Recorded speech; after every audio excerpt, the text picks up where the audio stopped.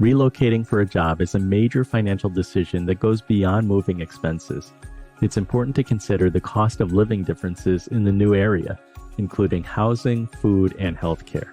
This transition isn't just about personal adaptation. It also impacts your family, from your partner's employment opportunities to children's education. Every aspect needs evaluation. Will the salary in the new location cover the increased or different living costs? Is there room for professional growth? For families, the quality and options of local schools are a significant factor.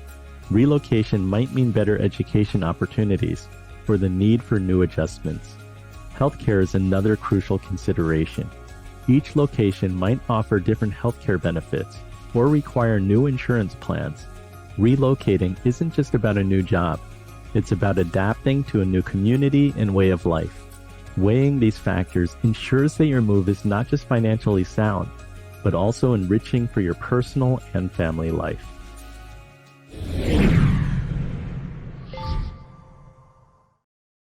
So a shout out to Tina, who said, "What a great panel lineup. I'm as excited as you are."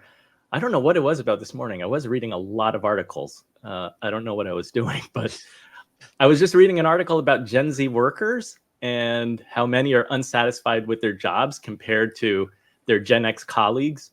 So people are definitely, or younger people in particular, are moving jobs quite frequently. And oftentimes they're chasing the money. They know that they're looking for jobs with the opportunity to be paid more, and they're willing to move if need be. So let me ask Stephanie, in your experience, what unique financial planning considerations should people prioritize when relocating for a job? And is there any advice specific for women? You know, one of the big conversations we have with clients all the time is how much cash should you have? How much should you have sitting in the bank?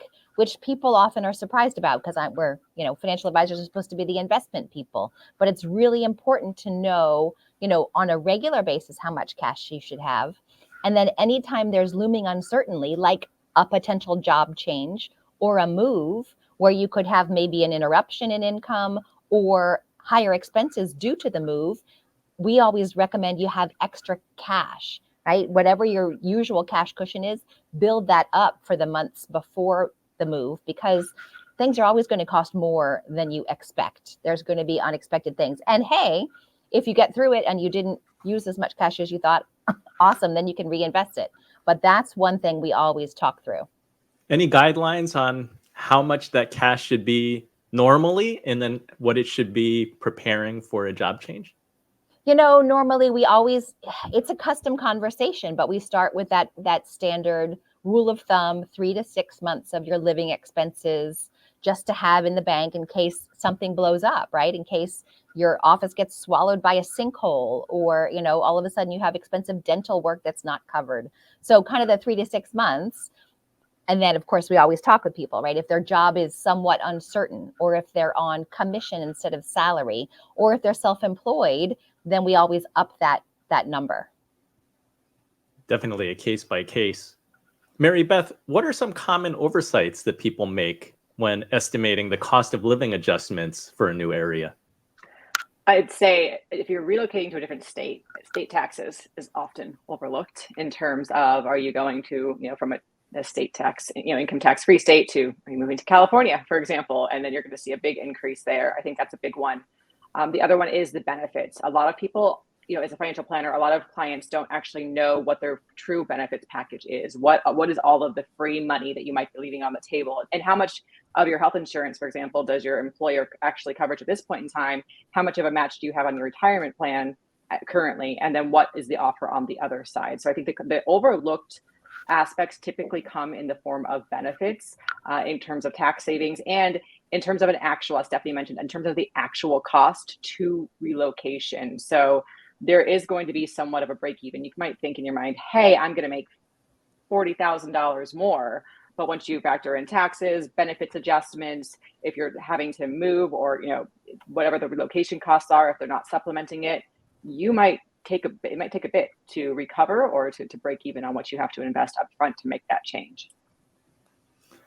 Josh, from your perspective, are there key elements to consider in the job offer negotiation process?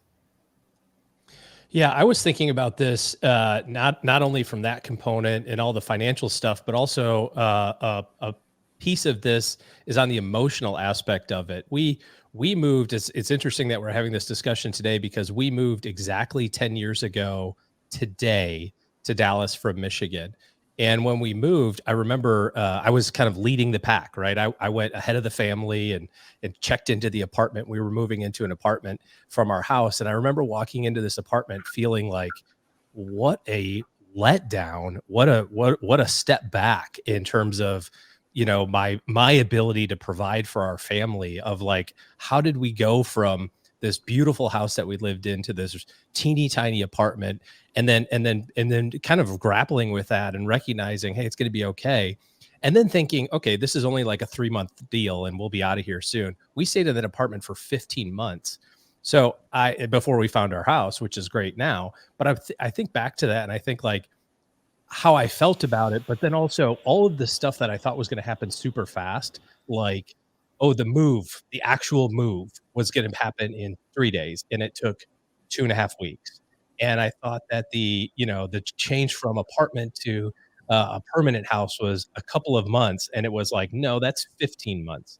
The adjustment for kids in school, there was like all these like little things that were unrelated to money that I wasn't prepared for. I think, you know, we did all this stuff of saving extra cash and accounting we moved from a taxable state to a tax-free state, so accounted for that. That was a good part of the move. But it was all the other things that I thought were a lot different that nobody really talked about, because all we do is talk about the money component of it. And I feel like there's a lot of other stuff that goes with that.